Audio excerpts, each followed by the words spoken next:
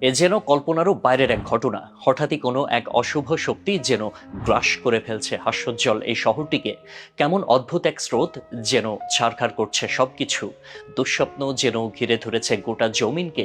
সাধারণত আমরা পাহাড়ের বুকে ঝর্ণা দেখি, পানির স্রোত পাহাড়ের গা বেয়ে চড়ে আসা জনপদের কোলে। বরং এটি কোনো পানির স্রোত নয়, নয় কোনো প্লাবন। এটি শহরের গায়ে এসে পড়ছে জলজলে লাল কালো আগুনের স্রোত। আস্তে আস্তে সেটি সামনের দিকে অগ্রসর হচ্ছে, ধীরে ধীরে গ্রাস করে নিচ্ছে সবকিছু। এ যেন জলজলে কোনো আগুনের খনির ভাঙনের এক ভয়াবহ দৃশ্য। আগ্নেয়গিরির অগ্নিস্রোত লাভা, ভয়ানক সেই স্রোত গ্রাস করে পরিবেশ সহ জনজীবনকেও। এই আগ্নেয়গিরি জুড়ে রয়েছে নানান রহস্য, যা উদ্ঘাটনে আজও মানুষ গবেষণা চালিয়ে যাচ্ছে। এটি পরিবেশের জন্য ভয়াবহ বিপর্যয় ডেকে আনে বটে। লাভা হলো তরল শিলা। আগ্নেয়গিরির অগ্নুৎপাতে এই তপ্ত তরল শিলা স্রোত আকারে পরিবেশে আসে। ধারণা করা হয় অতি উচ্চ তাপমাত্রা এবং চাপের ফলে এই শিলাগুলো উপরে উঠে আসে, আর তখন এই শিলাকে আমরা লাভা হিসেবে আখ্যায়িত করি। 700 থেকে 1200 ডিগ্রি সেলসিয়াস পর্যন্ত তাপমাত্রা ধারণ করে এই লাভা। লাভা কয়েক সেকেন্ডের মধ্যে যে কোনো কিছুকে গলাতে সক্ষম। এই লাভা সৃষ্টির মূল কারণ টেকটনিক প্লেটের সংঘর্ষ। দুটি টেকটনিক প্লেটের সংঘর্ষের কারণে পৃথিবীর অভ্যন্তরে থাকা তপ্ত ম্যাগমা ভূপৃষ্ঠে উঠে আসে। এই ম্যাগমাগুলোই ভূপৃষ্ঠে এসে লাভা হিসেবে নির্গত হয়। শুধু তাই নয়, ভূমিকম্প কিংবা আগ্নেয়গিরির ভৌগোলিক অবস্থানের কারণেও অগ্নুৎপাত হতে পারে। এই লাভা উদ্গীরণ মোটেও ভালো কিছু নয়, এটি এক প্রাকৃতিক মহাবিপর্যয়।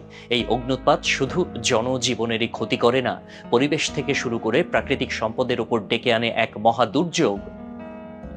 ধ্বংসাত্মক এই লাভা গ্রাস করে নেয় অনেক কিছুকেই। বন জঙ্গল কিংবা ভূমিতে আসা লাভার স্রোতে ধেয়ে যায় সবকিছু, অবশিষ্ট থাকে না কিছুই। অনেক জনবসতিও এই লাভার কবলে পড়ে হারিয়ে যায়। বিশ্বের অন্যতম কয়েকটি দেশ যেমন ইন্দোনেশিয়া, আইসল্যান্ড, ইটালি এবং জাপানের কিছু বাসিন্দা দেশগুলোর এমন কিছু অঞ্চলে বাস করে যেখানে লাভার ঝুঁকি প্রবল। এই ক্ষতি প্রত্যেক দেশ ভেদে আলাদা। কঙ্গো এবং আইসল্যান্ডের বাসিন্দারা গত বছরগুলোতে সবচেয়ে বেশি লাভা উদ্গীরণের শিকার হয়েছে। কঙ্গোতে 2021 সালে ভয়াবহ এক অগ্নুৎপাত হয়। মাউন্ট নিইরাগঙ্গো লাভা উদ্গীরণ হয় সেখানে। এই ধ্বংসাত্মক লাভা গ্রাস করে নেয় 1000-এর বেশি ঘরবাড়িকে। লাভার বুকে চলে যায় প্রায় 17টি গ্রাম। এমন ভয়ানক দুর্যোগের পর সেই অঞ্চলের বাসিন্দাদেরকে সরিয়ে অন্য জায়গায় নেওয়া হয়।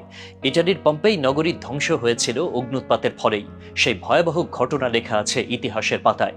মূলত ভিসুভিয়াস আগ্নেয়গিরির অগ্নুৎপাতে ধ্বংস করেছিল পুরো পম্পেই নগরী। সেই লাভা গ্রাস করে নিয়েছিল হাজারো মানুষের জীবন। সেই নমুনা এখনো রয়েছে সেখানে। অনেকে এই ধ্বংসবস্তু দেখতে যায়। কত নির্মম ছিল সেই ঘটনা।